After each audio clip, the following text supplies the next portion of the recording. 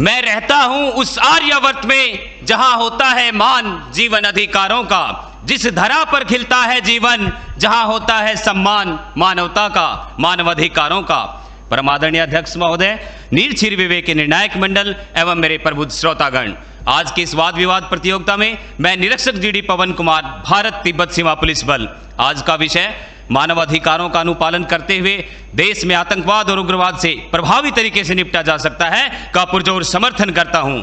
महोदय, ये बात बिल्कुल साफ है कि आतंकवाद और हिंसक उग्रवाद का सामना करते हुए हमें मानवाधिकारों का सम्मान करना ही होगा, क्योंकि यह सिर्फ न्याय का ही नहीं अपितु प्रभावशीलता का प्रश्न भी है। सुरक्षा व्यवस्था चाहे कितनी भी बेहतर हो जाए, कभी पर्याप्त नहीं हो सकती। हमें उन निहित परिस्थितियों का सामना करना ही होगा जिसके कारण लोग विषैली सोच का शिकार बनते हैं।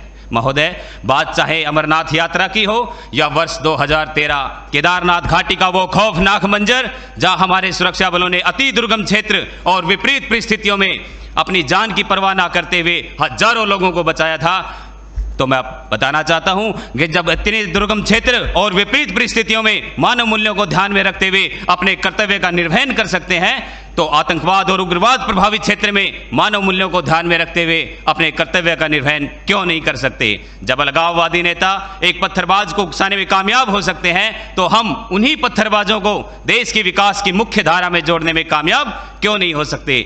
जिंदगी में हार और जीत का फैसला इंसान की सोच करती है। जिसने मान लिया वो हार गया, जिसने ठान लिया वो जीत गया। अब मैं बात करना चाहूंगा अपने साथ बीती घटना की। महोदय, लोकसभा चुनाव 2019 में मैं अपनी टीम के साथ कश्मीर डिस्ट्रिक्ट बांदीपुरा बनकोट बूथ पर तैनात था और मेरी टीम पत्थरबाजों के बीच बुरी तरह फंस चुकी थी। हालात बहुत बेकाबू हो चुके थे। रात्रि 8 बजे का समय था और पत्थरबाज हमारे ऊपर पत्थरों की मूसलाधार बारिश कर रहे थे, और इस स्थिति में भी हमने उनके मानव मूल्यों की रक्षा और अपने कुशल प्रशिक्षण का परिचय देते हुए अपनी टीम को वहां से सुरक्षित निकाला, लेकिन मानवाधिकार को आड़े नहीं आने दिया। आपने हमारे सीआरपीएफ जवानों का वीडियो तो देखा ही है, जो एक रास्ते से गुजरते हैं और स्थानीय जनता द्वारा उन्हें लात, गुस्से और हेलमेट से पीटने का सामना करना पड़ता है। महोदय, प्रशिक्षण की भट्ठी में तपकर इतना लोहा बन चुके होते हैं कि इस प्रकार की स्थिति में भी मानवाधिकार का उल्लंघन नहीं करते। पठानकोट, बालाकोट और उड़ी सर्जिकल स्ट्राइक के दौरान जहां हमारे सैन्य बलों ने अपने शौर्य और पराक्रम का परिचय देते हुए आतंकियों को उन्हीं की भाषा में जवाब देकर धूल चटा दी और मानवाधिकार कहीं आड़े नहीं आया। हमारे सुरक्षा बल प्रभावी ढंग से अपना कार्य कर रहे हैं। बात चाहे दक्षिण सूडान के गृह युद्ध में फंसे भारतीयों को सुरक्षित निकालने की हो, या वर्ष 2014 जम्मू कश्मीर बाढ़ में फंसे लोगों को बचाने की हो, या फिर उत्तराखंड केरल बाढ़ राहत कार्य की हो, हमारे सुरक्षा बलों ने अपनी प्रत्येक जिम्मेदारी को मानव मूल्य और राष्ट्रहित को ध्यान में रखते हुए बखूबी निभाया है। महोदय, यदि बात करें भारत के उत्तर पूर्वी राज्यों की, जहां कभी चरम स्तर पर उग्रवाद होता था, आज स्थिति वैसी नहीं है। उन क्षेत्रों में भी हमारे सुरक्षा बलों ने सिविक एक्शन प्रोग्राम और बॉर्डर एरिया डेवलपमेंट जैसे प्रोग्राम चलाकर वहां के लोगों में भी एक आशा, एक विश्वास का वातावरण पैदा किया है। और हमारे साथी बंदूक की गोली से सही और गलत का फैसला करने की बात करते हैं, तो मैं बताना चाहता हूं कि बंदूक से निकली गोली किसी का भी सीना चीर सकती है और मुख से निकली मीठी बोली किसी भी आवाम का दिल जीत सकती है। महोदय, मानवाधिकारों का पालन करते हुए आतंकवाद और उग्रवाद से बखूबी निपटा जा सकता है। यदि जरूरत है तो एक अच्छी शिक्षा की, एक अनुकूल शिक्षा उनकी सोच बदलेगी और वो सही और गलत का निर्णय कर पाएंगे। आज जरूरत है तो बेरोजगारी को खत्म करने की। एक बेरोजगार नवयुवक आतंकवाद के साचे में तुरंत डलता है क्योंकि उसे पैसे का लालच दिया जाता है। आज जरूरत है तो टेरर फंडिंग को रोकने की, साइबर क्राइम को रोकने की, दुनिया भर में पनप रहे ध्रुवीकरण और नस्ल विशेष के प्रति द्वेष और नफरत की बोली पर लगाम लगाने की। हमें धर्म और जाति के ऊपर इंसानियत को रखना ही होगा। आर्थिक और सामाजिक असमानता को खत्म करना ही होगा, जिसका ज्वलंत उदाहरण हाल ही में सरकार ने धारा 370 और अनुच्छेद 35A को हटाकर हमेशा के लिए जम्मू कश्मीर को भारत के साथ जोड़ने का कार्य किया, जिससे एक तरफ जहां जम्मू कश्मीर प्रदेश के विकास के नए रास्ते खुले, तो दूसरी तरफ आतंक के ताबूत में नई कील भी ठुकी। महोदय, 1990 से 5 अगस्त 2019 तक जम्मू कश्मीर में जहां 41,866 लोगों की मौत हुई और 71,038 हिंसात्मक घटनाएं सामने आई, तो मैं बताना चाहूंगा कि 5 अगस्त के बाद ना एक भी गोली चली है है, ना टीयर गैस चलाना पड़ा है और ना ही एक भी व्यक्ति की मृत्यु हुई है। तो आज इस मंच पर पूरी जिम्मेदारी के साथ मैं भारत का बेटा ये कहता हूं कि मानव अधिकारों का पालन करते हुए भी आतंकवाद और उग्रवाद से बखूबी निपटा जा सकता है यदि इसके मूल को खत्म कर दिया जाए। तो आइए एक पहल करें, एक दूसरे के अधिकारों को संरक्षित करने की, एक दूसरे के विचारों को समझने की और सहभागिता की एक पहल विस्तृत सोच की और मानवाधिकार की करें। जय हिंद, जय भारत।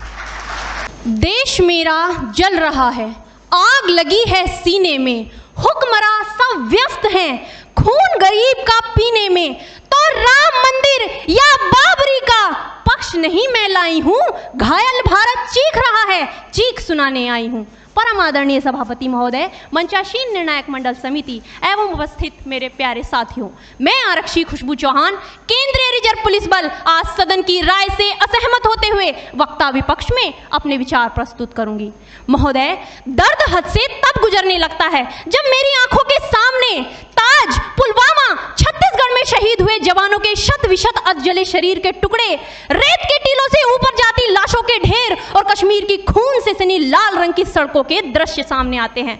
उस पर मेरे प्रतिपक्षी महोदय का कहना यह कि मानवाधिकारों की अनुपालना करते हुए देश से उग्रवाद और आतंकवाद को समाप्त किया जा सकता है। महोदय, अब तो हमारा तिरंगा झंडा भी हमसे ये पूछने लगा है कि क्या बात है भारत, आजकल फहराने से ज्यादा मैं कफन में दफनाने के क्यों काम आ रहा हूं। महोदय, हृदय तो उस दिन फट गया जब बूढ़ी मां अपने बेटे के चिथड़ों को देखकर बोली कि साहब, आप तो भर्ती में 1 इंच भी कम नहीं लेते, मैं आधा शरीर कैसे ले लूं। महोदय, आज इन मानवाधिकारों के कारण इन आतंकियों के बंगलों की आकाओं की नाकफनी हंसती है और शहीद हुए हमारे जवानों के आंगन की तुलसी रोती है। जब एक शहीद हुए जवान की विधवा की वेदना चीख चीख कर ये कहती है कि प्यार भी भरपूर गया, मांग का सिंदूर गया, नन्हे नौनिहालों की लंगोटियां चली गई, छोटी छोटी बेटियों की चोटियां चली गई और आपके लिए तो एक आदमी मरा है साहब, मेरे घर की तो रोटियां ही चली गई।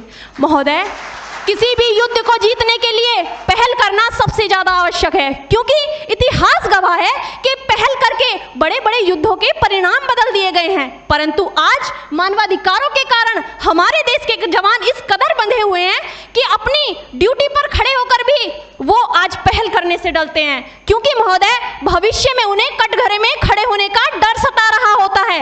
वो ये जानते हैं कि चाहे एक उग्रवादी की राइफल से निकलने वाली गोली को ये तय करना पड़े या ना पड़े कि वो किसे लगेगी, लेकिन हमारी राइफल से निकलने वाली हर गोली को ये निर्णय लेना पड़ता है कि चाहे वो किसी निर्दोष को लगे, दोषी को लगे या ना लगे, परंतु किसी निर्दोष को नहीं लगनी चाहिए। यदि ऐसा हुआ तो ना तो ये समाज हमें छोड़ेगा, ना ही तिल का ताड़ बनाने वाली ये मीडिया हमें छोड़ेगी। और महोदय, मानवाधिकार के तले किसी जवान को दबाकर युद्ध के मैदान में छोड़ देना कोई वीरता नहीं, एक आत्महत्या है। क्योंकि महोदय, फूल को श्रृंगार दो ये मुमकिन नहीं और एक वीर को झनकार दो ये मुमकिन नहीं। जो हाथ बांध दे सेना के, ऐसे मानवाधिकार का पालन संभव नहीं।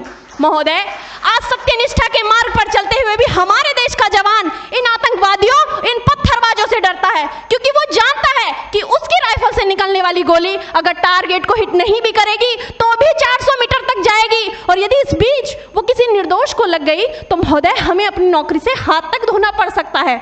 और महोदय, अपनी नौकरी को बचाने की खातिर एक जवान आज ये सोचता है कि चाहे सांप मरे या ना मरे, परंतु लाठी नहीं टूटनी चाहिए, क्योंकि आज हमारे देश के हालात कुछ ऐसे हो गए हैं कि चिरागों को हवाओं में उछाला जा रहा है, हवाओं पर भी रोब डाला जा रहा है। अरे हम ही तो बुनियाद है आंतरिक सुरक्षा की, और आज हमें ही नौकरी से निकाला जा रहा है।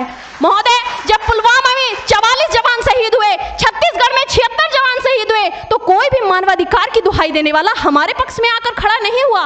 परंतु जब जेएनयू विश्वविद्यालय में एक देशद्रोही के द्वारा भारत तेरे टुकड़े होंगे, अफजल हम शर्मिंदा हैं जैसे देशद्रोही नारे लगते हैं, तो सारे मानवाधिकार के ज्ञाता आकर उसके पक्ष में खड़े हो जाते हैं। तभी तो क्या कहा था उस देशद्रोही ने कि तुम एक अफजल को मारोगे, हर घर से अफजल निकलेगा। तो मैं भारत की बेटी अपनी भारतीय सेना की तरफ से आज ये ऐलान करती हूँ कि उस घर में घुसकर मारेंगे जिस घर से अफजल निकलेगा, वो कोख नहीं पलने देंगे जिस कोख से अफजल निकलेगा।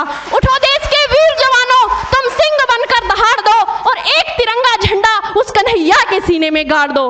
महोदय, अंत में अपनी वाणी को विराम की ओर ले जाते हुए मैं सिर्फ इतना ही कहना चाहूंगी कि मुझे अफसोस है अपने देश की न्यायिक प्रक्रिया पर, जहां आज भी रात के 12 बजे अजमल कसाब जैसे आतंकी के लिए सर्वोच्च न्यायालय के दरवाजे खोल दिए जाते हैं। ऐसे देश से मानवाधिकारों की अनुपालना करते हुए आतंकवाद और उग्रवाद से कभी नहीं निपटा जा सकता। मानवाधिकार के नाम की दुहाइयां देने वालों, सीमा पर लड़ा नहीं जाता चरखों से शोलों के आगे, रामायण पढ़ी नहीं जाती सीमा पर गोलों के आगे। धरती के घोर कुहासे को एक सूरज ही हर सकता है, क्योंकि एटम बम से रक्षा केवल एटम बम ही कर सकता है। जय हिंद, जय भारत।